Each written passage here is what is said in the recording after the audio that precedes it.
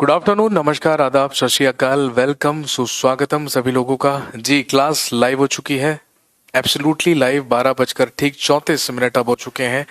जल्दी से सारे के सारे लोग लाइव आ जाइए, सारे के सारे लोग जुड़ जाइए। ये एब्सोल्युटली लाइव क्लास है और आप सब जानते हैं दिस इज 27 अक्टूबर 2020। आज 27 अक्टूबर 2020 है।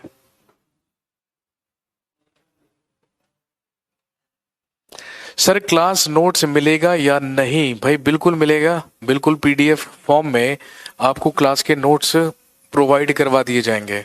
लेकिन फिर भी क्लास के नोट्स तो आपको डेफिनेटली मिलेंगे, लेकिन मैं फिर भी आपसे यही कहना चाहूँगा कि कोशिश कीजिए कि अगर आप ड्यूरिंग क्लास खुद अपने कर कमलों से, खुद अपने हाथों से ही नोट्स बनाने की कोशिश करेंगे तो ज़्यादा फायदे में रहेंगे, ज़्यादा अच्छे रहेंगे और ज़्यादा सुखी रहेंगे। क्लास अगर मिस हो जाए तो क्या ले पाएंगे? जी हाँ, यदि आप क्लास लाइव अटेंड नहीं कर पाए हैं किसी भी कारणवश या किसी भी मजबूरीवश, तो कोई दिक्कत नहीं है। उसका जो रिकॉर्डेड वीडियो रहेगा वो आपके एप्लीकेशन में बना रहेगा। तब तक बना रहेगा जब तक उस बैच की वैधता रहेगी, जब तक उस बैच की वैलिडिटी रहेगी, तो तब तक बना रहेगा। इस बात के लिए आप निश्चिंत रहें। अगर आप लाइव क्लास नहीं अटेंड कर पाते हैं तो कोई भी दिक्कत नहीं है, आप उसे रिकॉर्डेड फॉर्म में कितनी भी बार देख सकते हैं। Can I get your number please? Not at all, you don't need my number. आपको मेरे नंबर की कोई आवश्यकता नहीं है, ठीक है। अगर आप मुझे मैसेज करना चाहते हैं, कोई भी बात पूछना चाहते हैं, कोई भी प्रॉब्लम शेयर करना चाहते हैं, इसके लिए भगवान ने और बहुत सारे रास्ते बनाए हुए हैं। आप मेरे फेसबुक पेज पर जाएं, अभिषेक सुमन सर के नाम से मिलेगा। आप मेरे इंस्टाग्राम पर जाएं, अभिषेक सुमन हिस्ट्री के नाम से मिलेगा। वहां पर जाकर आप इस्तेमाल कर सकते हैं। तो उसके लिए आपको मेरे नंबर की कोई आवश्यकता नहीं है। करियर विल का नंबर आपके पास होगा। जो भी प्रॉब्लम है, जो भी गिला शिकवा है, जो भी परेशानियां हैं, वो आप वहां पर फोन करके बात कर सकते हैं, ठीक है जी। आप अच्छी तरीके से जानते हैं this is history special batch, ये हिस्ट्री स्पेशल बैच है। और आप अच्छी तरीके से जानते हैं कि इंडियन हिस्ट्री को पढ़ने के लिए, भारतीय इतिहास को पढ़ने के लिए 3 मेजर सेक्शंस हमारे पास होते हैं, या 3 मुख्य भाग हमारे पास होते हैं: ancient India, medieval India and modern India. प्राचीन भारत, मध्यकालीन भारत और आधुनिक भारत। जिन लोगों ने स्टार्टिंग का जो इंट्रोडक्टरी वीडियो आपके एप्लीकेशन में अपलोडेड था, जिन लोगों ने वो देख लिया होगा, तो उन्हें डेफिनेटली बात समझ में आ गई होगी कि इतिहास क्या है, इतिहास का ये जो इतिहास शब्द है ये कैसे डिराइव हुआ, इतिहास को कितने भागों में विभाजित किया गया है और कौन कौन से मेजर पार्ट्स हमारे पास इतिहास में पढ़ने के लिए होते हैं। ये सारी की सारी चीज उसमें ऑलरेडी बात की जा चुकी है, उसमें ऑलरेडी ये बात हो चुकी है। हम मुद्दे पर आते हैं फटाफट से और पाठ्यक्रम की शुरुआत करते हैं, सिलेबस की शुरुआत करते हैं।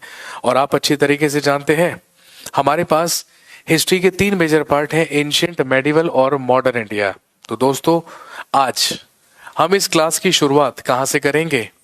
ध्यान रखिए, मॉडर्न इंडिया से करेंगे या आधुनिक भारत से करेंगे।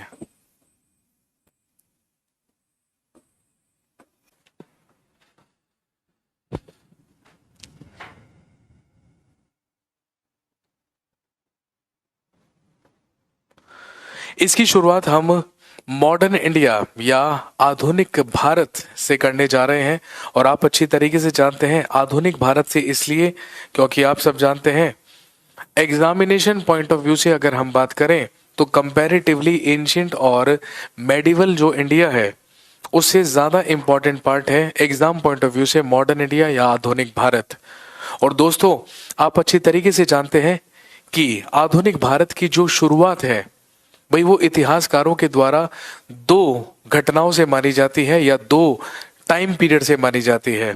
सबसे पहला, आधे इतिहासकार कहते हैं कि जब यूरोपियन कंपनीज का भारत में आगमन शुरू हुआ या जब यूरोपियन कंपनीज का भारत में अराइवल शुरू हुआ, तो वहीं से क्या शुरू हुआ? मॉडर्न इंडिया शुरू हुआ या वहीं से आधुनिक भारत की शुरुआत हुई।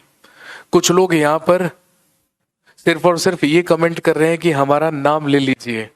बेटे, आपके नाम लेने से कुछ नहीं होगा, आपको उनका नाम लेना चाहिए और मुझे उनका नाम लेना होगा जो आपके एग्जाम के लिए इंपॉर्टेंट रहेंगे, जो हमें किस में पढ़ने हैं, हिस्ट्री में पढ़ने हैं। तो इंडियन हिस्ट्री में हम मॉडर्न इंडिया से शुरुआत कर रहे हैं, दैट इज आधुनिक भारत। और आप सब जानते हैं, मैंने आपसे कहा कि हम आधुनिक भारत की शुरुआत दो जगहों से मान सकते हैं। एक तो भारत में यूरोपियों के आगमन से, from the advent of Europeans in India. आप सब जानते हैं कि भारत में, या यदि हम भारतीय इतिहास के बारे में बात करें या इंडियन हिस्ट्री के बारे में बात करें, तो हमारे इतिहासकारों ने भारत में चलने वाले शासन के आधार पर इतिहास को तीन भागों में विभाजित कर दिया है। जैसे कि अगर हम एंशिएंट इंडिया के बारे में बात करें, अगर हम प्राचीन भारत के बारे में बात करें, तो आप अच्छी तरीके से जानते हैं कि जो एंशिएंट इंडिया है, जो प्राचीन भारत है, उस पूरे के पूरे भाग में, उस पूरे के पूरे पार्ट में हम भारत में हिंदू शासन या हिंदू रूल के बारे में बात करते हैं। लेकिन धीरे धीरे हिंदुओं या हिंदू राजाओं के हाथों से जो शक्ति है वो धीरे धीरे छीनकर किसके पास चली जाती है, मुस्लिम इन्वेडर्स, मुस्लिम रूलर्स या मुसलमान शासकों के पास चली जाती है। और फिर उसके बाद मेडिवल इंडिया की शुरुआत होती है, जिसमें पूरे मेडिवल इंडिया में लगभग हम भारत में मुस्लिम शासन या मुस्लिम शक्ति के बारे में बात करते हैं। लेकिन एक बार फिर से एक ट्रांजिशन आता है, फिर से एक बदलाव आता है, जब मुसलमान शासकों के हाथों से सारी की सारी जो शक्ति है वो किसके पास चली जाती है, ब्रिटिशर्स के पास चली जाती है या यूरोपियंस के पास चली जाती है। तो कुछ इतिहासकार कहते हैं कि जब भारत में यूरोपियों का आगमन शुरू हुआ तो तभी से शुरुआत हो गई किसकी, आधुनिक काल की। लेकिन आधे इतिहासकारों का मत यह है कि भारत में यूरोपियन कंपनीज आई जरूर थी, और ये 15वीं शताब्दी के ही अंत में, भाई आप सब जानते हैं ना, 1498 में वास्को डी गामा भारत में आने वाला सबसे पहला पुर्तगाली था, जिसने भारत तक आने के एक नए मार्ग की खोज की थी, जो समुद्री मार्ग था।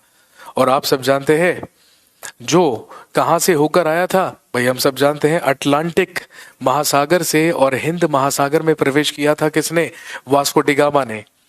तो हालांकि यूरोपियन कंपनीज का तो भारत में 15वीं सदी से ही आगमन शुरू हो गया था, लेकिन जो 5 यूरोपियंस भारत में आए, सबसे पहले पुर्तगाली, उसके बाद डचेस, उसके बाद ब्रिटिशर्स, उसके बाद डेनिश और फिर लास्ट में फ्रांसीसी, इन सारे के सारे यूरोपियंस में सबसे ज्यादा शक्तिशाली और सबसे ज्यादा होशियार कौन साबित हुए, अंग्रेज या ब्रिटिशर्स साबित हुए। आप अच्छी तरीके से जानते हैं। लेकिन वास्तविक तौर पर जो ब्रिटिशर्स की सत्ता थी या जो ब्रिटिशर्स की पावर थी, वो बढ़नी कब से शुरू मानी जाती है, 18th सेंचुरी से मानी जाती है, क्योंकि हम सब जानते हैं बैटल ऑफ प्लासी जो 1757 में हुआ, वही वो निर्णायक युद्ध माना जाता है, जिसके बाद हिंदुस्तान में ब्रिटिश साम्राज्य की जो शक्ति है उसका उत्कर्ष होना शुरू होता है। लेकिन उसका सबसे महत्वपूर्ण कारण क्या था, भाई उसका सबसे महत्वपूर्ण कारण क्या था, वो ये था कि जब भारत में अंग्रेज शक्ति का उदय हो रहा था या उत्कर्ष हो रहा था, तो उसी समय हमारे देश में मुगल साम्राज्य का पतन भी हो रहा था। इसीलिए आधे इतिहासकार ऐसा मानते हैं कि जब मुगल बादशाहों में छठे मुगल बादशाह औरंगजेब आलमगीर की मृत्यु हुई 1707 ईस्वी में, तो उसी के बाद से सही मायनों से क्या शुरू हुआ, आधुनिक भारत शुरू हुआ या मॉडर्न इंडिया शुरू हुआ। क्योंकि भारत में मुगल शक्ति का कमजोर होना और भारत के मुगलों का पतन होना ही एक महत्वपूर्ण कारण था, जिसकी वजह से यहाँ पर यूरोपियन शक्तियों ने अपने पैर जमाए और अपने आप को बहुत ज्यादा पावरफुल किया और अपना उत्कर्ष किया। तो दोस्तों, हम लोग मॉडर्न इंडिया या आधुनिक भारत की शुरुआत 1707 से करेंगे, जब औरंगजेब की मृत्यु होती है। और ध्यान रखेंगे 1707 ईस्वी से लेकर 1947 ईस्वी तक का ही जो पीरियड है, इसे क्या कहा जाता है, मॉडर्न इंडिया कहा जाता है या आधुनिक भारत कहा जाता है। और आप सब जानते हैं, यदि हम मॉडर्न इंडिया को भी डिवाइड कर दें तो इसे भी हम कैसे डिवाइड कर सकते हैं, हम पहले 1707 ईस्वी से लेकर 1885 ईस्वी तक का पीरियड पढ़ते हैं। और ये जो 1707 ईस्वी से लेकर 1885 तक का पीरियड है, ये वो पीरियड है जिसमें भारतीय राजाओं की जो शक्ति है वो क्या होगी, कमजोर होगी। मुगल साम्राज्य का पतन होगा, 1857 का विद्रोह होगा। लेकिन दूसरी तरफ अंग्रेजों का उत्कर्ष होगा, दूसरी तरफ अंग्रेजों की शक्ति बढ़ेगी। लेकिन आप अच्छी तरीके से जानते हैं कि 1757 में जब बैटल ऑफ प्लासी होगा, जब प्लासी का युद्ध लड़ा जाएगा, तो वहीं से वास्तविक तौर पर जो हिंदुस्तान की सत्ता है, जो पावर है, वो अंग्रेजों के हाथ में आने लगेगी। इसके बाद बैटल ऑफ बक्सर होगा 1764 में। उसके बाद बंगाल पर अंग्रेजों के द्वारा अधिकार कर लिया जाएगा। और हम सब जानते हैं 1857 के आते आते लगभग पूरे के पूरे भारत के भूभाग पर अंग्रेजों का अधिकार होगा। लेकिन हमारे सब्र का बांध टूटेगा, क्योंकि 1757 बैटल ऑफ प्लासी से ही अंग्रेजों ने भारतीयों का ज्यादा शोषण करना शुरू कर दिया था। हमारे सब्र का बांध 1857 में टूटेगा। और हम सब जानते हैं 1857 में ही क्या होगा, 1857 का विद्रोह होगा। और जब 1857 का विद्रोह होगा तो उसी के बाद औपचारिक तौर पर यह घोषणा कर दी जाएगी कि अब भारत में ईस्ट इंडिया कंपनी का प्रशासन नहीं, बल्कि महारानी विक्टोरिया का शासन चलेगा। उसी के बाद हमारे देश में क्राउन रूल या क्राउन का शासन शुरू होगा। और ध्यान रखेंगे 1885 में जब कांग्रेस की स्थापना होगी, तो कांग्रेस की स्थापना होते ही हम लोग बढ़ चलेंगे मॉडर्न इंडिया के सेकंड पार्ट की तरफ, जिसको हम क्या कहते हैं, इंडियन नेशनल मूवमेंट, जिसको हम इंडियन नेशनल मूवमेंट कहते हैं या भारतीय राष्ट्रीय आंदोलन कहते हैं।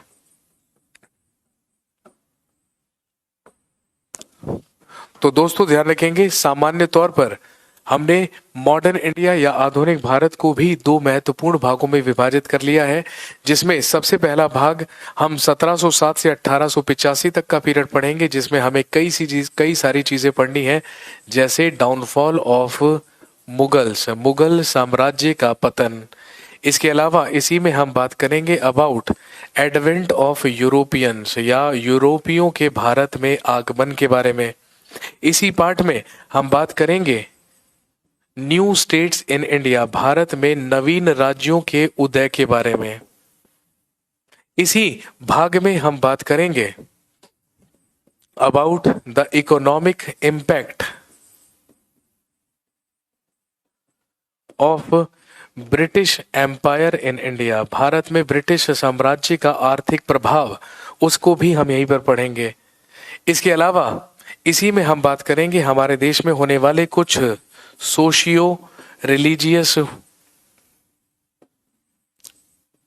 मूवमेंट्स के बारे में या कुछ सामाजिक और धार्मिक आंदोलनों के बारे में। और इसी वाले पीरियड में हम लोग बात करेंगे किसके बारे में,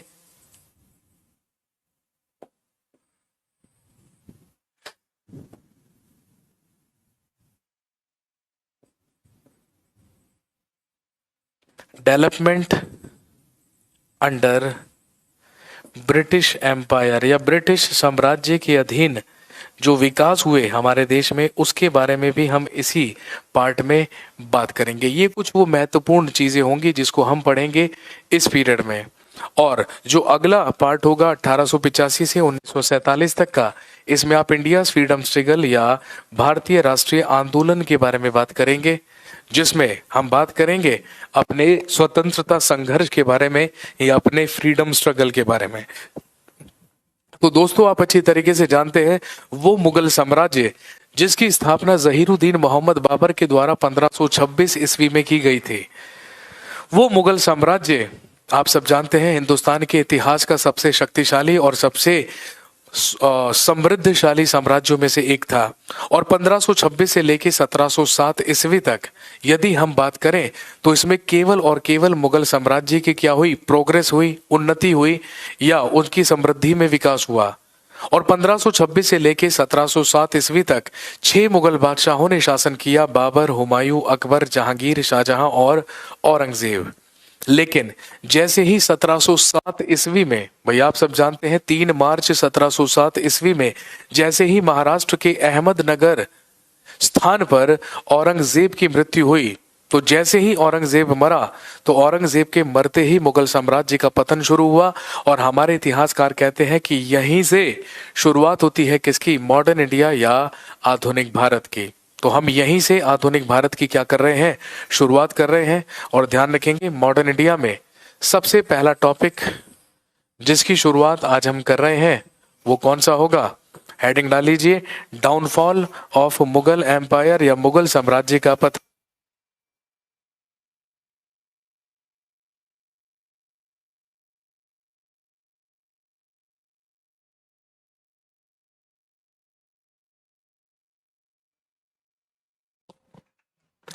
तो ध्यान रखेंगे सबसे पहला टॉपिक जो हम कवर करने जा रहे हैं that is downfall of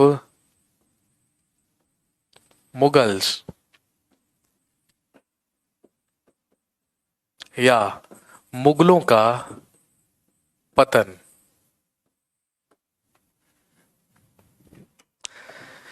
downfall of Mughal empire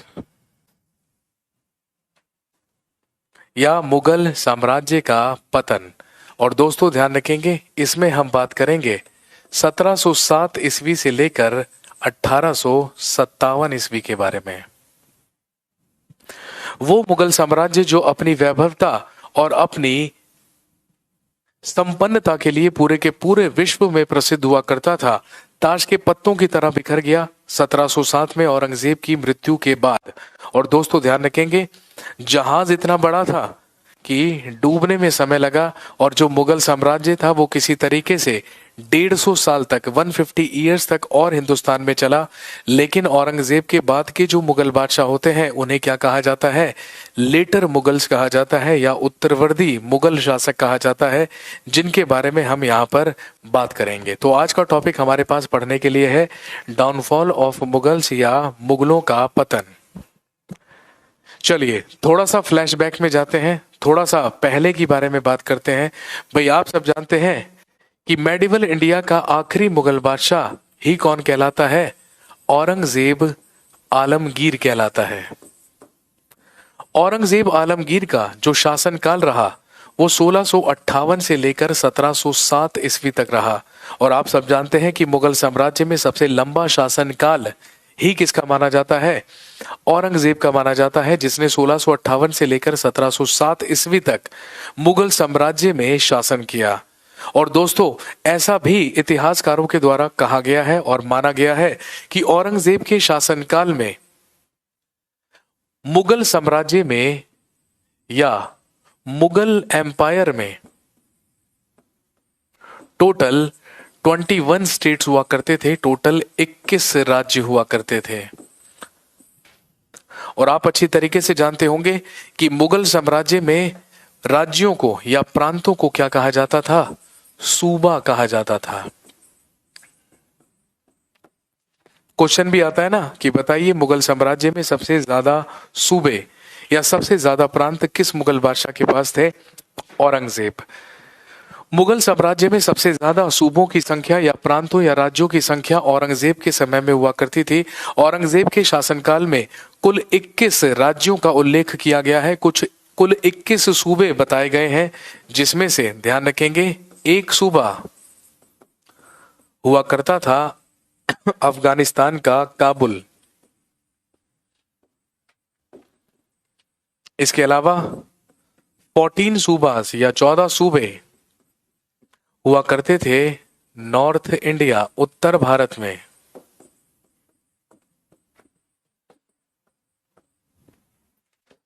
और 6 सूबे या 6 प्रांत या 6 राज्य कहां पर, साउथ इंडिया या दक्षिण भारत में।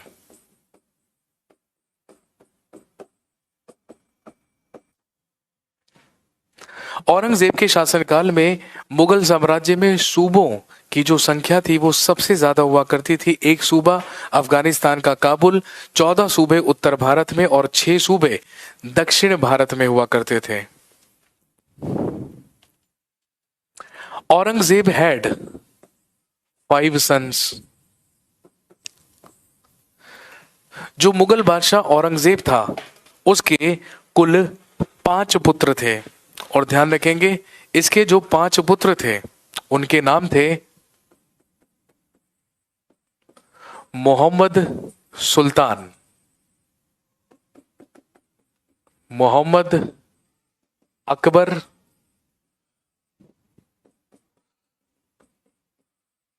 मोहम्मद मुअज्जम,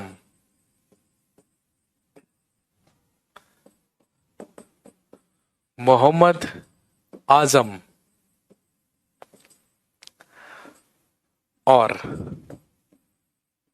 मोहम्मद कामबख्श।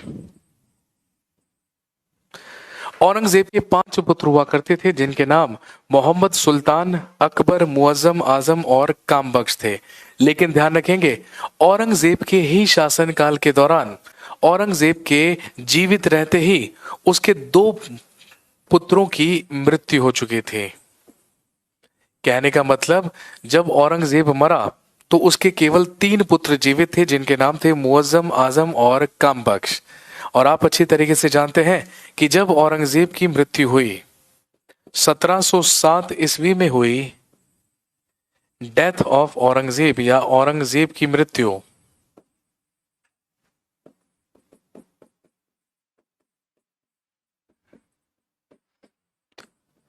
एग्जाम में कई बार पूछा जा चुका है कि औरंगजेब की मृत्यु कहां पर हुई थी। ध्यान रखेंगे, महाराष्ट्र के अहमदनगर में मरा था औरंगजेब। और आप अच्छी तरीके से जानते होंगे कि महाराष्ट्र का ही एक जिला है अहमदनगर, वर्तमान में भी है। इसी स्थान पर औरंगजेब की मृत्यु हुई थी। 1707 ईस्वी में जब औरंगजेब की मृत्यु हुई तो इसके मरने के टाइम पर या 1707 ईस्वी में मुगल साम्राज्य सबसे ज्यादा विस्तृत हुआ करता था, सबसे ज्यादा बड़ा हुआ करता था। इसमें कुल 21 सूबे हुआ करते थे। एक काबुल अफगानिस्तान, 14 सूबे उत्तर भारत में और 6 सूबे दक्षिण भारत में। इतना बड़ा साम्राज्य छोड़कर अपने उत्तराधिकारियों के लिए मरा था कौन? मुगल बादशाह औरंगजेब। लेकिन इतिहासकार कहते हैं कि जितना योग्य और कुशल शासक औरंगजेब हुआ करता था, उतने ही अयोग्य और नालायक उसके उत्तराधिकारी साबित हुए और ताश के पत्तों की तरह मुगल साम्राज्य का पतन हुआ। क्योंकि जैसे ही औरंगजेब की मृत्यु हुई 1707 ईस्वी में, तो बस एक गृह युद्ध छिड़ा, सिंहासन की लड़ाई शुरू हुई। किस किस के बीच? मुअज्जम, आजम और कामबख्श के बीच। और आप सब जानते हैं इस गृह युद्ध को जीता इन तीनों में ही सबसे बड़े भाई मोहम्मद मुअज्जम ने। और दोस्तों ध्यान रखेंगे, 1707 ईस्वी में एक बैटल लड़ा गया जिसे कहा जाता है बैटल ऑफ जजाओ या जजाओं का युद्ध।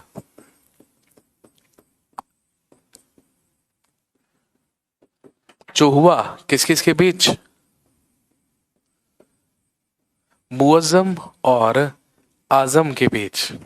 और ध्यान रखेंगे, इसी बैटल ऑफ जजाओं में, इसी जजाओं के युद्ध में Muazzam defeated and killed his brother आजम।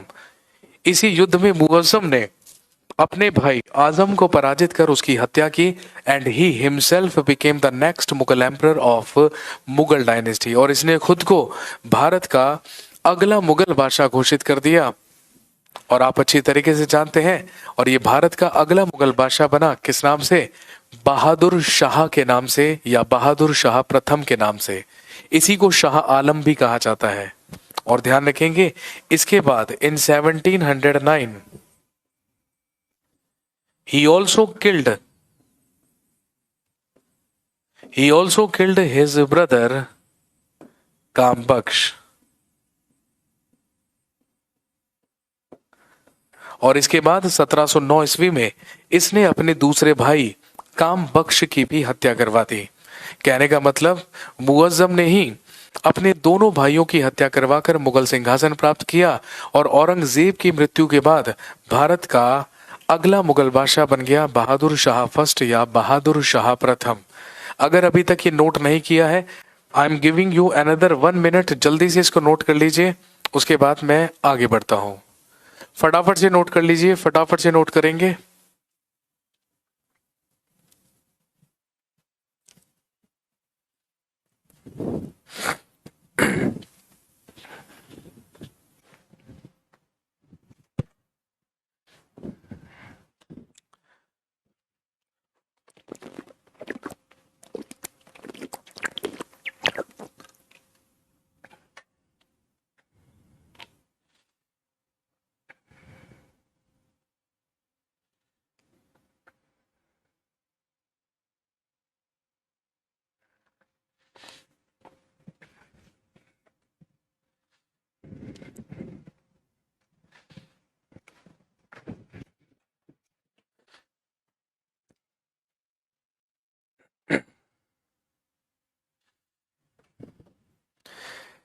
चलिए जी आगे बढ़ते हैं। तो औरंगजेब की मृत्यु के बाद जो उत्तराधिकार की लड़ाई लड़ी गई उसे जीता मुअज्जम ने। और हम सब जानते हैं भारत का अगला मुगल बादशाह मुअज्जम बना bye the name of Bahadur Shah first और शाह आलम फर्स्ट।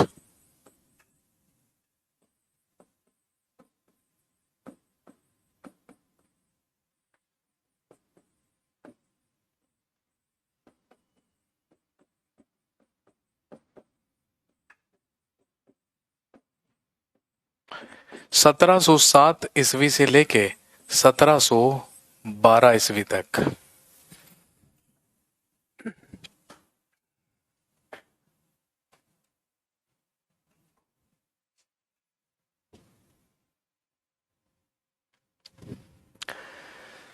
औरंगजेब की मृत्यु के बाद उसका बड़ा बेटा मुअज्जम बहादुर शाह प्रथम या शाह आलम प्रथम के नाम से भारत का अगला मुगल बादशाह बना। और ध्यान रखेंगे at the age of 63 years 63 वर्ष की आयु में। आपसे सवाल पूछेंगे कि बताइए सबसे ज्यादा उम्र में मुगल बादशाह बनने वाला शासक कौन था। तो आप अच्छी तरीके से जानते हैं he was Bahadur Shah first और शाह आलम फर्स्ट। यही भारत का इकलौता मुगल बादशाह है जो सबसे ज्यादा उम्र में भारत का मुगल बादशाह बना था। इसीलिए ये इतिहास में प्रसिद्ध हुआ किस नाम से। इसी को क्या कहा जाता है, बूढ़ा बादशाह कहा जाता है। और ध्यान रखेंगे इतिहास में यही प्रसिद्ध है शाहे बेखबर के नाम से। इसी मुगल बादशाह को शाहे बेखबर भी कहा जाता है। मुगल एम्पायर में जितने भी मुगल बादशाह हुए उनमें सबसे ज्यादा उम्र में मुगल बादशाह बनने वाला शासक ही कौन हुआ, बहादुर शाह प्रथम या शाह आलम प्रथम, जिसका शासनकाल 1707 ईस्वी से लेके 1712 ईस्वी तक रहा।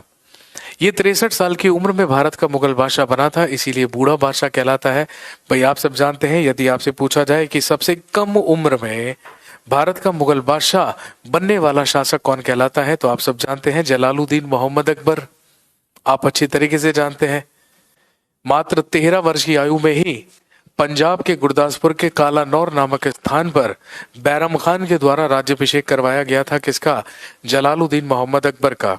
तो सबसे कम उम्र में तो अकबर बना है, लेकिन सबसे ज्यादा उम्र में बनने वाला कौन होगा, बहादुर शाह या शाह आलम होगा।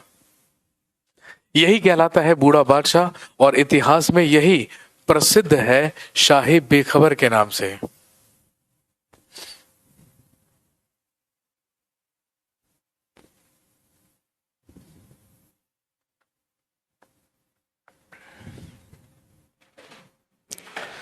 आप अच्छी तरीके से जानते हैं कि औरंगजेब के शासनकाल से ही मुगलों और सिखों के बीच में क्या चल रहा था, संघर्ष चल रहा था या स्ट्रगल चल रहा था।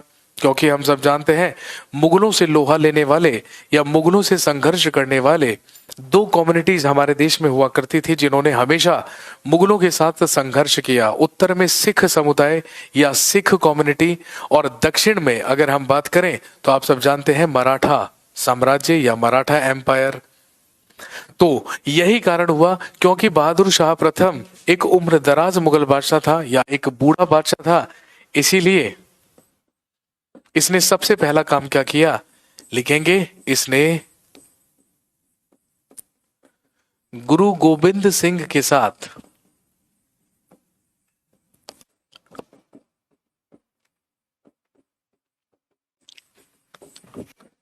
संधि करके मेल मिलाप की नीति अपनाई।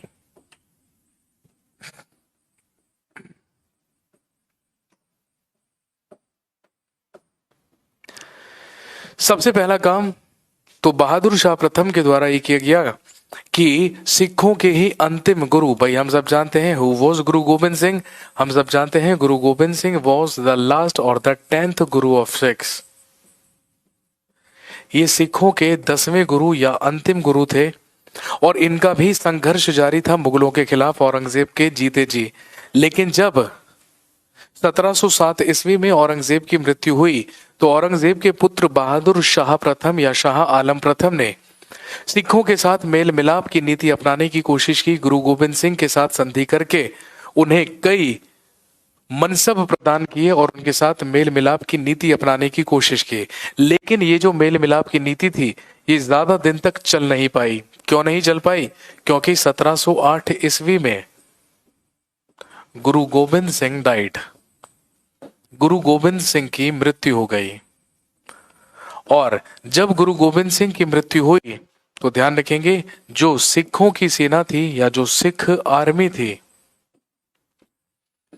उनका सेना नायक या उनका आर्मी चीफ कौन बन गया? गुरु गोविंद सिंह का ही एक सेवक, एक सर्वेंट, जिसे हम जानते हैं किस नाम से? बंदा सिंह बहादुर के नाम से।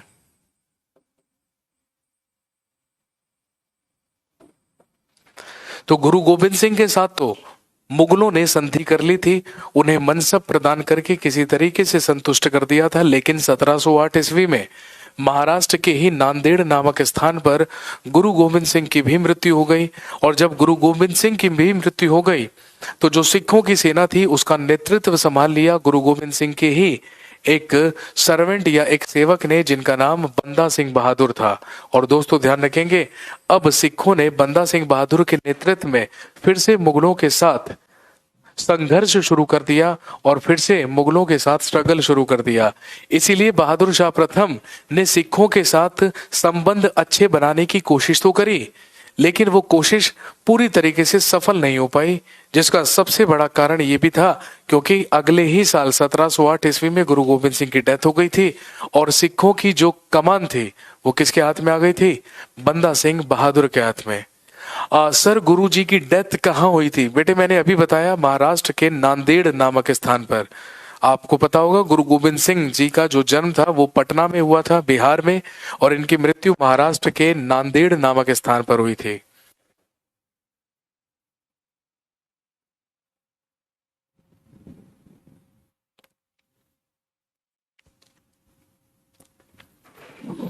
इसके अलावा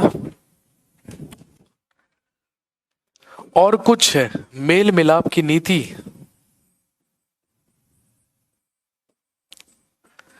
बहादुर शाह प्रथम के द्वारा कुछ और शासकों के साथ भी बनाई गई। भाई हम सब जानते हैं, अगर हम औरंगजेब के बारे में बात करें तो आप अच्छी तरीके से जानते हैं कि जो औरंगजेब था वो लगभग आधे हिंदुस्तान को अपना दुश्मन बनाकर मरा था, क्योंकि अपनी नीतियों और जरूरत से ज्यादा धार्मिक कट्टरता की वजह से ज्यादातर जो शासक थे वो मुगलों से या औरंगजेब के शासन से क्या थे? असंतुष्ट थे। इसीलिए औरंगजेब की मृत्यु के बाद उसका वृद्ध पुत्र या उसका बूढ़ा उत्तराधिकारी सारे के सारे शासकों के साथ मेल मिलाप की नीति या मेल मिलाप बनाने की कोशिश कर रहा था, ताकि जिन लोगों से मुगलों के संबंध खराब हुए हैं उन्हें कहीं ना कहीं क्या करा जाए? सुधारा जाए, उन्हें कहीं ना कहीं ठीक किया जाए।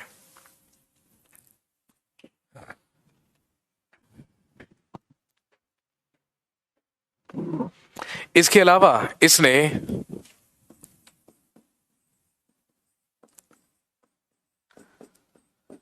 बुंदेला सरदार छत्रसाल के साथ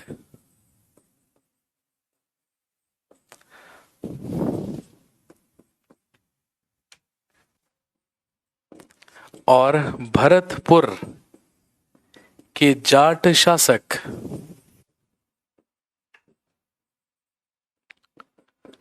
चूड़ामन जाट के साथ भी मेल मिलाप की नीति अपनाई।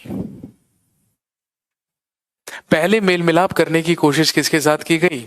सिखों के साथ की गई, लेकिन वो किसी वजह से विफल हो गई या किसी वजह से वो सफल नहीं हो पाई।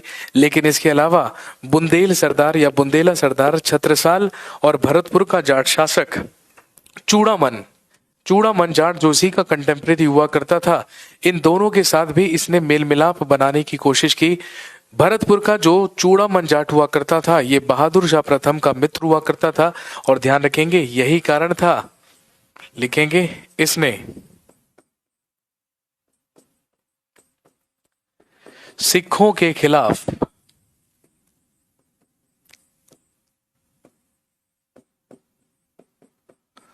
मुगलों के अभियान में मदद भी की थी।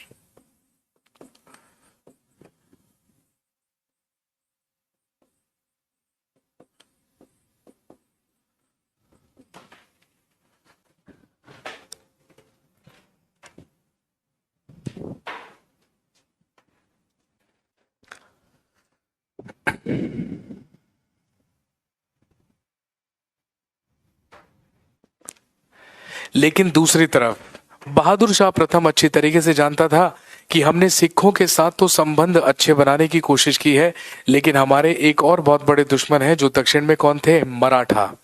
और वो सबसे बड़े दुश्मन इसलिए थे क्योंकि भाई हम सब जानते हैं औरंगजेब के शासनकाल में ही मराठा साम्राज्य का उदय हुआ था, सही मायनों में वास्तविक तौर पर। हालांकि वैसे तो आप जानते हैं जो छत्रपति शिवाजी हैं भाई उनका जन्म तो 1627 ईस्वी में ही हो चुका था, यानी शाहजहां के ही समय में हो चुका था। लेकिन वास्तविक तौर पर जो मराठा साम्राज्य का उदय माना जाता है वो किसके शासनकाल में माना जाता है? औरंगजेब के ही शासनकाल में माना जाता है। वास्तविक तौर पर मराठा साम्राज्य को जो मजबूती प्रदान की गई वो छत्रपति शिवाजी के द्वारा की गई और औरंगजेब के ही शासनकाल में मराठा साम्राज्य का उदय हुआ। लेकिन छत्रपति शिवाजी की मृत्यु के बाद शिवाजी का उत्तराधिकारी शिवाजी का पुत्र बना जिसका नाम संभाजी था। लेकिन जब औरंगजेब भारत का मुगल बादशाह था और हिंदुस्तान पर शासन कर रहा था तो औरंगजेब का ही जो एक बेटा था जिसका नाम अभी मैंने आपको लिखवाया था, मोहम्मद अकबर, इसी मोहम्मद अकबर ने औरंगजेब के खिलाफ एक विद्रोह किया, एक रिवोल्ट किया और विद्रोह करके ये दक्षिण भारत भाग गया संभाजी की ही शरण में। और इसी चीज का बदला लेने के लिए अगले ही साल 1682 में औरंगजेब भी दक्षिण भारत अभियान पर गया। और औरंगजेब दक्षिण भारत अभियान पर क्यों गया था? क्योंकि औरंगजेब दक्षिण भारत के दो सूबे गोलकुंडा और बीजापुर को अपने साम्राज्य में या मुगल साम्राज्य में मिलाना चाहता था। और ध्यान रखेंगे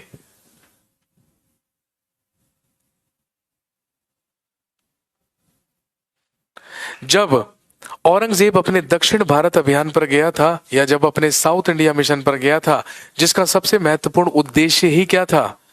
दक्षिण भारत के दो सूबों को मुगल साम्राज्य में मिलाना, एक बीजापुर और दूसरा गोलकुंडा। तो औरंगजेब ने पहले 1686 ईस्वी में बीजापुर और फिर 1687 ईस्वी में गोलकुंडा प्रांतों को जीतकर या सूबों को जीतकर उन्हें मुगल साम्राज्य में मिलाया था। लेकिन जब औरंगजेब दक्षिण भारत अभियान पर गया था तो वो अच्छी तरीके से जानता था कि उसका विद्रोही पुत्र, उसका विद्रोही बेटा अकबर किसकी शरण में है? शिवाजी के बेटे की शरण में है जिसका नाम था संभाजी। इसीलिए 1689 ईस्वी में 1689 में औरंगजेब ने शिवाजी के पुत्र संभाजी पर अटैक किया था और संभाजी पर अटैक करके संभाजी की हत्या कर दी थी। और संभाजी की हत्या ही नहीं करी बल्कि उसने संभाजी की पत्नी येसुबाई और संभाजी के पुत्र शाहू को गिरफ्तार भी कर लिया और गिरफ्तार करके वो शाहू को कहां पर ले आया? मुगल साम्राज्य में ले आया। और ध्यान रखेंगे जब से औरंगजेब ने शाहू को गिरफ्तार किया था, भाई शाहू की गिरफ्तारी कब हुई थी? 1689 में। औरंगजेब अरेस्टेड शाहू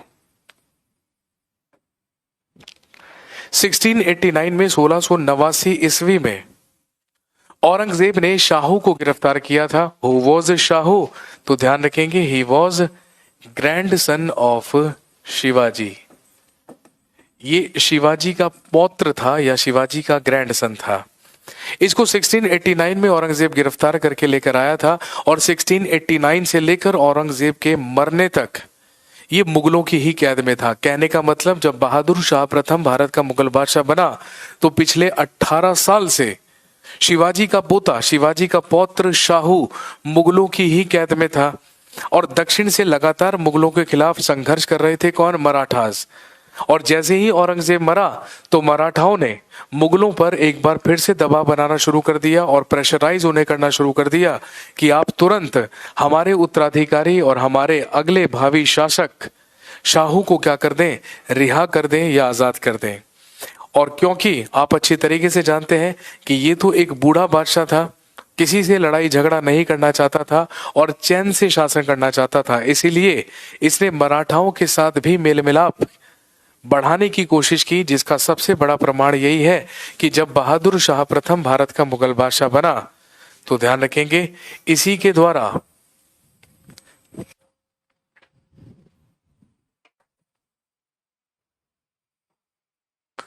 तो ध्यान रखेंगे इसी के द्वारा 1708 ईस्वी में शाहू को मुक्त कर दिया गया।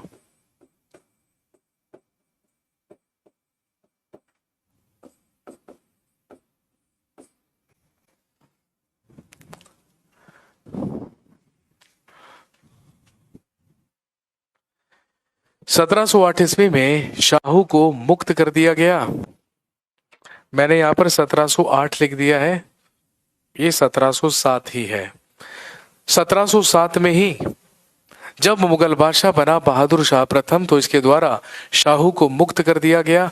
शाहू दक्षिण भारत गया और हम सब जानते हैं एक युद्ध लड़ा गया जिसको हम बैटल ऑफ खेड़ा कहते हैं, या खेड़ा का युद्ध, जो किस किस के बीच में हुआ था? शाहू के बीच में और ताराबाई के बीच में। अब ये ताराबाई कौन है? थोड़ा सा और पीछे चलते हैं। अभी अभी मैंने आपको बताया कि 1689 में औरंगजेब ने संभाजी पर अटैक करके संभाजी की हत्या कर दी थी और संभाजी के उत्तराधिकारी शाहू को गिरफ्तार कर लिया था। लेकिन जब संभाजी की हत्या की गई थी और उसके उत्तराधिकारी शाहू को गिरफ्तार कर लिया गया था, तो जो मराठा साम्राज्य था उसकी बागडोर संभाजी के ही छोटे भाई ने संभाली थी, जिसका नाम था राजा राम। लेकिन कुछ ही समय के बाद राजा राम की भी मुगलों के द्वारा हत्या करवा दी गई।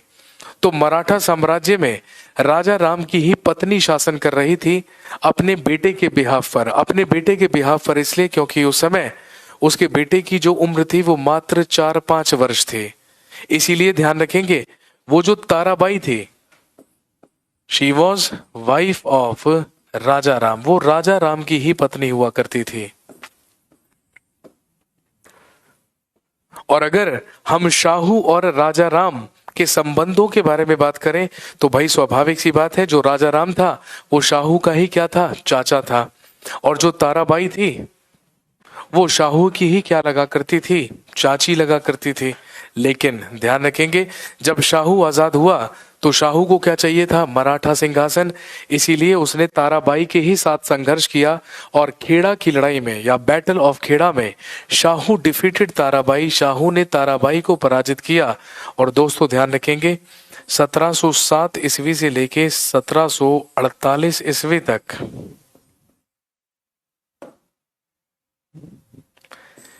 या सिर्फ लिखेंगे इन 1707 और 1707 ईस्वी में Shahu became the next Maratha ruler. और यही शाहू ताराबाई को पराजित करके मराठाओं का अगला शासक बन गया by the name of Chhatrapati Shivaji Maharaj या छत्रपति शिवाजी महाराज के नाम से। दोबारा से समझेंगे, भारत का मुगल बादशाह कौन बना है? बहादुर शाह प्रथम बना है, जो औरंगजेब के जीवित 3 पुत्रों में या 3 बेटों में सबसे बड़ा बेटा है। ठीक है। इसी मुअज्जम ने जजाओं के युद्ध में अपने भाई आजम की हत्या करके खुद को मुगल बादशाह घोषित किया है। किस नाम से? बहादुर शाह के नाम से। लेकिन क्योंकि हम मुगल साम्राज्य में एक और बहादुर शाह पढ़ेंगे, इसीलिए हम इसको बहादुर शाह प्रथम कह रहे हैं। ठीक है। इसी को शाह आलम भी कहा जाता है। इसको हम शाह आलम फर्स्ट इसलिए कह रहे हैं क्योंकि हमें आगे चलकर एक शाह आलम सेकंड भी पढ़ना है। ठीक। तो यहां पर भारत का मुगल बादशाह बना बहादुर शाह प्रथम। और मैंने कहा क्योंकि ये बूढ़ा मुगल बादशाह था, इसीलिए इसने ज्यादातर शासकों के साथ मेल मिलाप की नीति अपनाने की कोशिश की या सबके साथ कोऑपरेट करने की कोशिश की। सबसे पहले कोशिश की सिखों के साथ। सिखों के ही 10वें और अंतिम गुरु गुरु गोबिंद सिंह के साथ इसने संधि करी, उन्हें कुछ मनसब प्रदान किए जिससे संतुष्ट हुए गुरु गोबिंद सिंह। लेकिन गुरु गोबिंद सिंह की मृत्यु हो जाने के बाद 1708 ईस्वी में सिखों की बागडोर या सिखों की सेना का नेतृत्व गुरु गोविंद सिंह के ही एक सेवक बंदा सिंह बहादुर ने संभाल ली और फिर से मुगलों के साथ संघर्ष करना शुरू कर दिया। कहने का मतलब कि मुगल्स और सिख अभी भी आपस में क्या चल रही है, दुश्मनी चल रही है। ठीक है। बाकी दूसरी चीज मैंने आपको बताई कि जो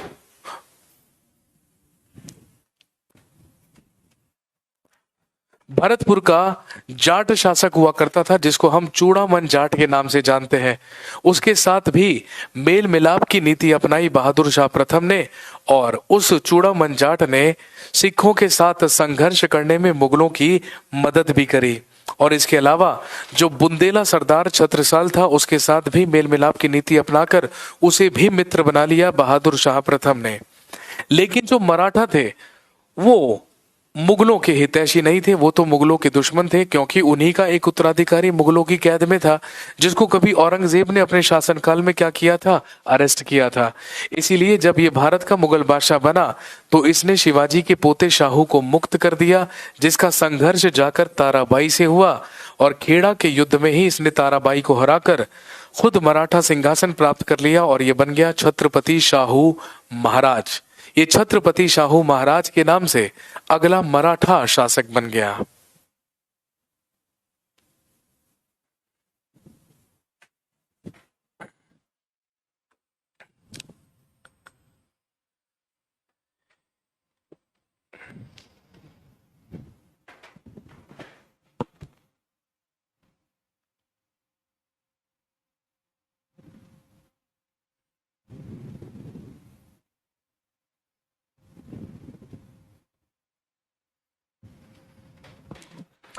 और हम सब जानते हैं कि जब मुगल बादशाह औरंगजेब की मृत्यु हुई थी तो उस समय तक तो भारत में यूरोपियंस का भी आगमन हो चुका था। उस समय तक तो भारत में यूरोपियंस भी आ चुके थे।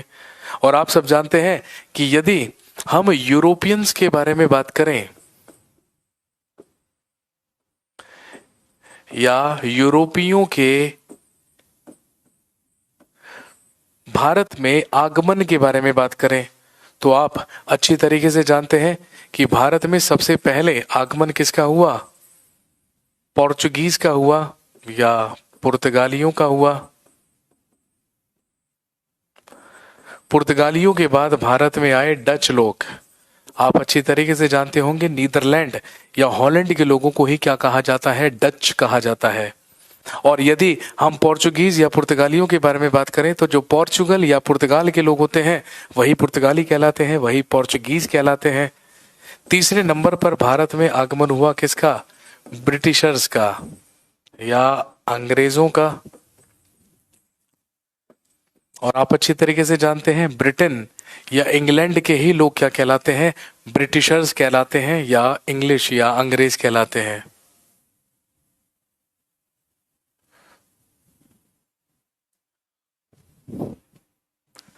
इसके बाद चौथे नंबर पर भारत में आगमन हुआ डेन्स का या डैनिश का। और हम सब जानते हैं the people from Denmark, Denmark के लोगों को ही क्या कहा जाता है, डेन्स कहा जाता है या डैनिश कहा जाता है। और इसके बाद भारत में आगमन हुआ फ्रेंच लोगों का या फ्रांसीसियों का। ये तो भारत में इन यूरोपियंस के आने का आगमन था। ईयर हालांकि पूछा नहीं जाता है, पूछ लिया जाए है ना, तो बहुत सिंपल सी बात है। अब देखो मैंने ईयर नहीं लिखवाया ना, तो यहाँ पर मुझे पता था कमेंट जरूर आएगा, सर पुर्तगाली कब आए थे। ले बेटे लिख ले, 1498 में पुर्तगाली, ठीक है, 1596 में डच, 1599 में ब्रिटिशर, 1616 ईस्वी में डेन्स या डैनिश और 1664 ईस्वी में फ्रेंच।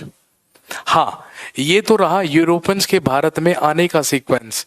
लेकिन यदि आपसे इनकी कंपनी का सीक्वेंस पूछ लिया जाए या इनके कंपनियों की स्थापना का सीक्वेंस पूछ लिया जाए तो थोड़ा सा अलग होगा। और वो अलग क्या होगा, सबसे पहले किसकी यूरोपियन कंपनी भारत में लगी, पुर्तगालियों की, ठीक है। आए दूसरे नंबर पर कौन थे, डचेस थे।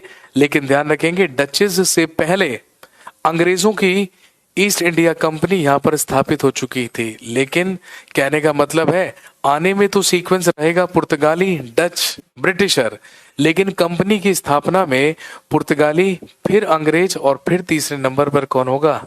डच। फिर चौथे नंबर पर डेन्स या डैनिश और फिर पांचवें नंबर पर फ्रेंच या फ्रांसीसी।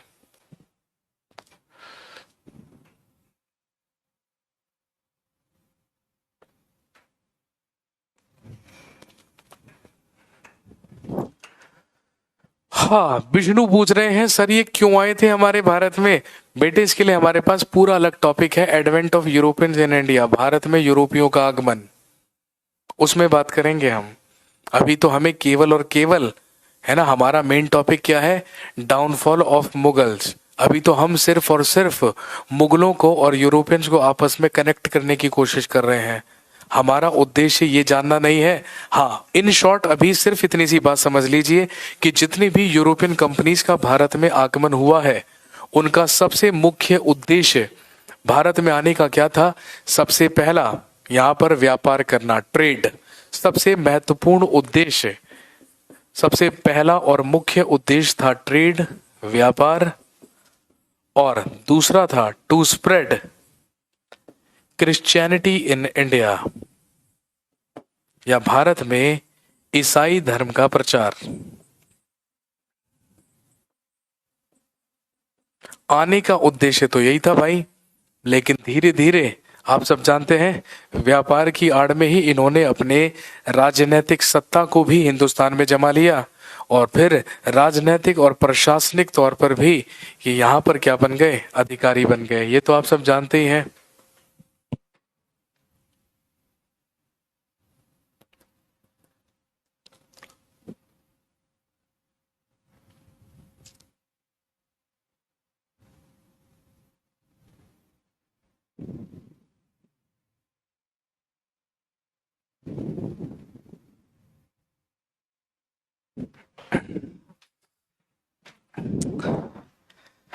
हाँ जी, तो एक बार फिर से समझ लीजिए, औरंगजेब की मृत्यु हो चुकी है 1707 ईस्वी में, ठीक है। औरंगजेब की मृत्यु हो चुकी है और औरंगजेब के मरने के बाद उसके जीवित तीन पुत्र मुअज्जम, आजम और कामबख्श, इन तीनों के बीच में उत्तराधिकार की लड़ाई हुई है, जिसमें भारत का मुगल बादशाह बना मुअज्जम, किस नाम से? बहादुर शाह या शाह आलम के नाम से, ठीक है। इसके बाद मैंने कहा कि इसने सारे के सारे ज्यादातर राजाओं के साथ मेल मिलाप की नीति अपनाने की कोशिश की, पहले सिखों के साथ संबंध अच्छे बनाने की कोशिश की, लेकिन विफल रहा, सफल नहीं हो पाया। बुंदेला सरदार छत्रसाल को अपना मित्र बना लिया, भरतपुर का चूड़ामन जाट भी इसका मित्र बन गया, और जब मुगलों ने सिखों के खिलाफ मिशन किए, अभियान किए या संघर्ष किए, तो उसमें चूड़ामन जाट ने मुगलों की मदद भी करी। मराठाओं का उत्तराधिकारी शाहू मुगलों की कैद में था, उसे भी रिहा कर दिया गया, उसे भी छोड़ दिया गया बहादुर शाह प्रथम के ही द्वारा, और वही दक्षिण में जाकर अगला मराठा शासक बन गया छत्रपति शाहू के नाम से। और दोस्तों ध्यान रखेंगे, औरंगजेब की मृत्यु से पहले 5 यूरोपियन कंपनीज भी हमारे देश में आ चुकी थी और स्थापित हो चुकी थी, जो पुर्तगाली, डच, अंग्रेज, डेनिश और फ्रांसीसी थे। और इतनी सी बात और ध्यान रखेंगे कि 1711 ईस्वी में 1711 ईस्वी में एक डच शिष्टमंडल भी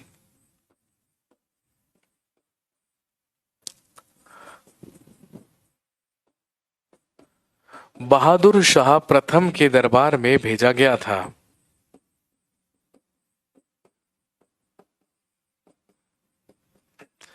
इसीलिए मैंने यहाँ पर यूरोपियन कंपनीज का जिक्र किया, क्योंकि यूरोपियन कंपनीज में एक डच कंपनी का ही शिष्टमंडल या डचों का ही शिष्टमंडल बहादुर शाह प्रथम के दरबार में भेजा गया था। और वो व्यक्ति जो इसके दरबार में आया था उसका नाम था, ध्यान रखेंगे, जेसुआ केटेलार। जेसुआ केटेलार नाम का ही एक व्यक्ति या एक डच इसके दरबार में आया था। और जब डचों का ही एक ग्रुप बहादुर शाह प्रथम के दरबार में आया, जिनका नेतृत्व जेसुआ केटेलार नाम का ही एक डच व्यक्ति कर रहा था, तो ध्यान रखेंगे मुगलों के द्वारा इनका भव्य स्वागत किया गया और इसमें एक पुर्तगाली महिला ने भी महत्वपूर्ण भूमिका निभाई थी। और ये पुर्तगाली महिला या पोर्चुगीज वुमेन, इसका नाम क्या था, ध्यान रखेंगे, जूलियाना। इस पुर्तगाली महिला का नाम था जूलियाना।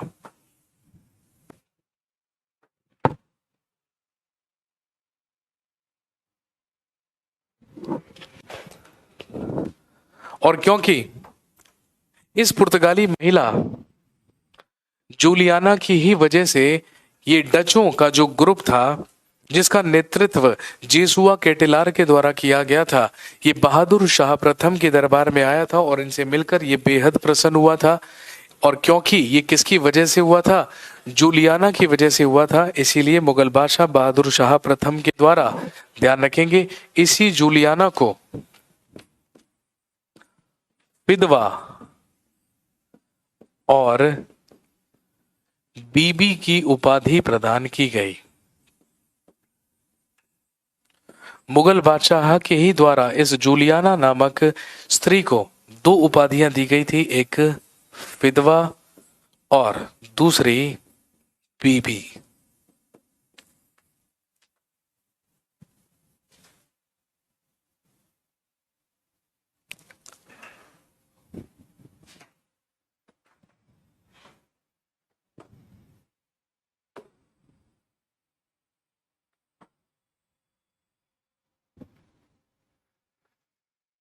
लेकिन ध्यान रखेंगे, इन 1712 ड्यूरिंग अ मिशन अगेंस्ट बंदा बहादुर, लेकिन 1712 ईस्वी में बंदा बहादुर के खिलाफ एक अभियान के दौरान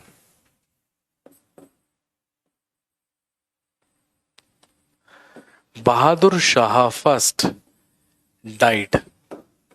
पंजाब में ही बंदा सिंह बहादुर या सिखों के ही खिलाफ एक अभियान या एक मिशन कर रहा था बहादुर शाह प्रथम। और दोस्तों ध्यान रखेंगे, इसी अभियान के दौरान या इसी मिशन के दौरान 1712 ईस्वी में बहादुर शाह प्रथम की मृत्यु हुई।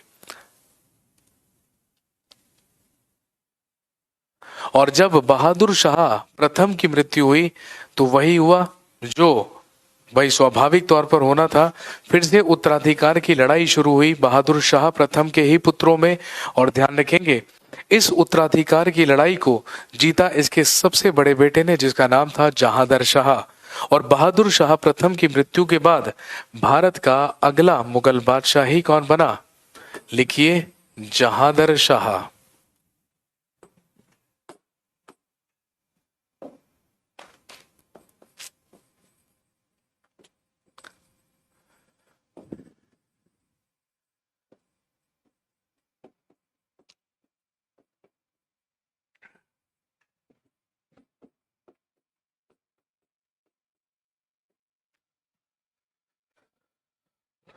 1712 ईस्वी से लेकर 1713 ईस्वी तक मात्र एक वर्ष के लिए भारत का अगला मुगल बादशाह बना जहांदर शाह। और दोस्तों ध्यान रखेंगे, इसी को कहा जाता है मुगल साम्राज्य का प्रथम अयोग्य शासक। इसी को मुगल साम्राज्य का सबसे पहला अयोग्य शासक माना जाता है। और दोस्तों ध्यान रखेंगे, ये इतिहास में प्रसिद्ध है लंपट मूर्ख के नाम से। यही इतिहास में लंपट मूर्ख के नाम से प्रसिद्ध है। जब बहादुर शाह प्रथम की मृत्यु के बाद उसके चारों बेटों में गृह युद्ध हुआ या सिंहासन की लड़ाई शुरू हुई, तो उसे जीता जहांदर शाह ने। लेकिन ध्यान रखेंगे, जहांदर शाह की मदद ही was helped by Zulfiqar Khan.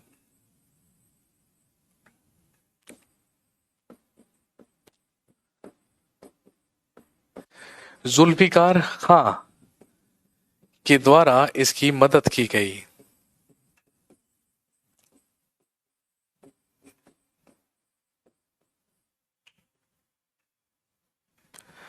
कौन हुआ करता था जुल्फिकार खान? ध्यान रखेंगे, ये जो जुल्फिकार खान था, ये एक ईरानी गुट का अमीर था। ये एक ईरानी गुट का अमीर हुआ करता था और ध्यान रखेंगे, ये असद खां का पुत्र भी था। और आप अच्छी तरीके से जानते होंगे असद खान कौन था। असद खान औरंगजेब के शासनकाल में औरंगजेब का वजीर हुआ करता था। इसी का बेटा था जुल्फिकार खान, जिसने जहादर शाह को मुगल सिंहासन तक पहुंचाने में उसकी मदद की। और क्योंकि जहादर शाह जुल्फिकार खान की मदद से ही भारत का मुगल बादशाह बना, इसीलिए खुश होकर जहादर शाह ने अपना वजीर ही किसे बना लिया? जुल्फिकार खान को। और मुगल साम्राज्य की जो वास्तविक बागडोर थी, या जो प्रैक्टिकली पावर थी, वो किसके हाथ में आ गई? जुल्फिकार खान के हाथ में आ गई। और इसने अपना वकील, और जहादर शाह ने अपना वकील इसी के पिता असद खान को नियुक्त कर दिया। और ध्यान रखेंगे, ये दोनों ही के दोनों पिता और पुत्र ईरानी गुट के नेता थे।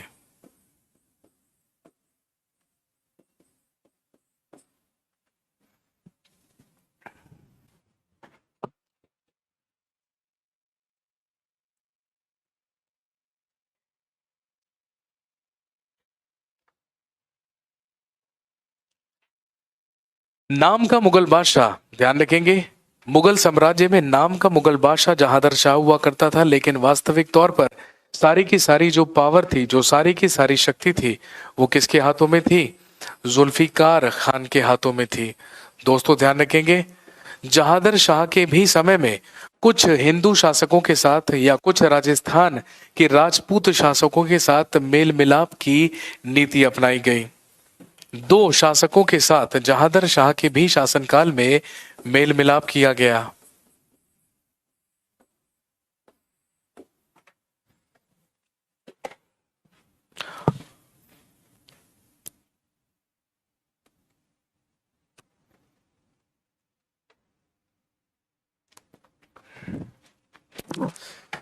सबसे पहले मेल मिलाप की नीति,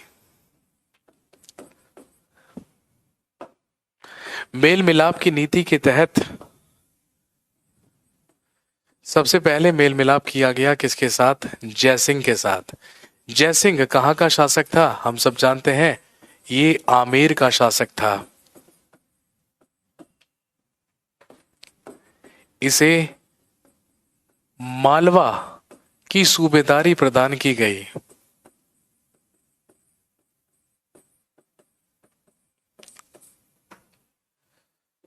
आमेर, राजस्थान के आमेर के शासक जयसिंह को मालवा की सूबेदारी प्रदान की गई। और इसी को ध्यान रखेंगे,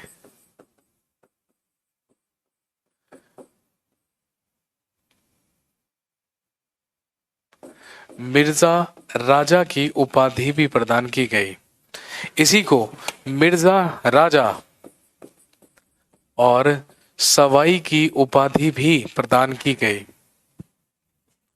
और दूसरा मेल मिलाप किया गया किसके साथ?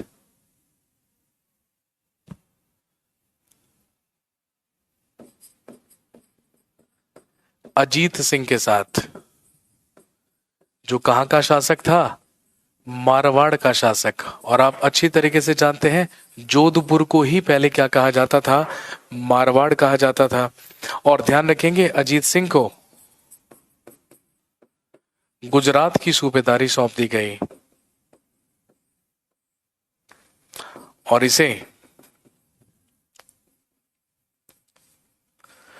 महाराजा की उपाधि से नवाजा गया। इसे महाराजा की उपाधि प्रदान की गई। कहने का मतलब बहादुर शाह प्रथम के शासनकाल में तो सिखों से मेल मिलाप करने की कोशिश की गई, मराठाओं से मेल मिलाप करने की कोशिश की गई, बुंदेला सरदार छत्रसाल से मेल मिलाप हुआ, भरतपुर के जाट शासक चूड़ामन जाट से क्या हुआ, मेल मिलाप हुआ। लेकिन जहादर शाह के शासनकाल में रुख किया गया राजस्थान की तरफ, क्योंकि हम सब जानते हैं अगर हम अकबर, जहांगीर और शाहजहां जैसे मुगल बादशाहों के बारे में बात करें तो उनके शासनकाल में मुगलों और राजपूतों के बीच जो संबंध थे वो मैत्रीपूर्ण थे, वो अच्छे थे। लेकिन कहीं ना कहीं राजपूतों के जो संबंध थे वो मुगलों से खत्म हुए थे। किसकी वजह से? औरंगजेब की वजह से, या औरंगजेब के ही शासनकाल में। इसीलिए ध्यान रखेंगे राजपूत, राजस्थान के ही दो राजपूत शासकों के साथ भी मेल मिलाप करने की नीति अपनाई गई। आमेर के राजा जयसिंह को मालवा की सूबेदारी प्रदान करके मिर्जा राजा और सवाई की उपाधि दे दी गई, और मारवाड़ या जोधपुर के शासक अजीत सिंह को गुजरात की सूबेदारी प्रदान करके उसे महाराजा या महाराजा की उपाधि दे दी गई।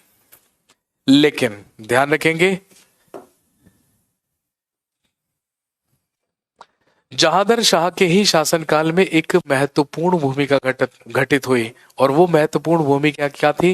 जहादर शाह की ही एक प्रेमिका हुआ करती थी जिसका नाम था लाल कुंवर।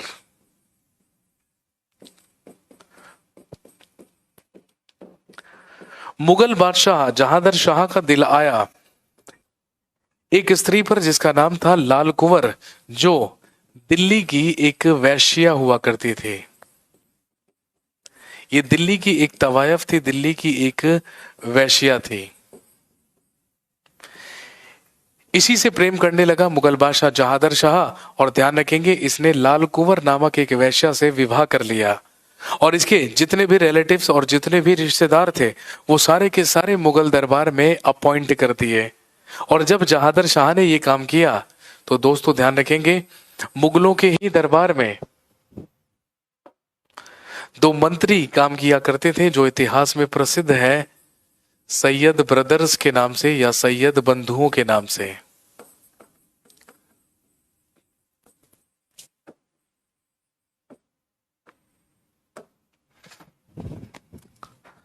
मुगलों के ही दरबार में दो मंत्री काम किया करते थे जो इतिहास में सैयद बंधुओं के नाम से प्रसिद्ध हैं। बड़े भाई का नाम था अब्दुल्ला खान और छोटे भाई का नाम था हुसैन अली खान।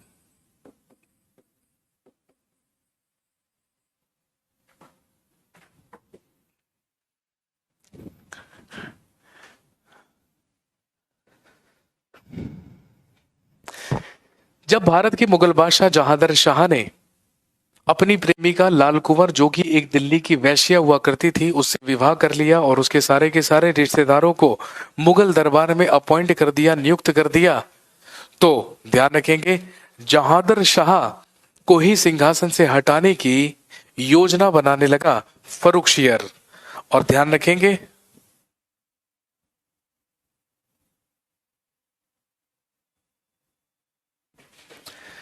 सैयद बंधुओं की ही मदद से या अब्दुल्ला खान और हुसैन अली खान की ही मदद से जहादर शाह की हत्या करवाकर मुगल सिंहासन पर मुगल बादशाह बनकर अगला मुगल एम्परर बैठा फर्रुखशियर।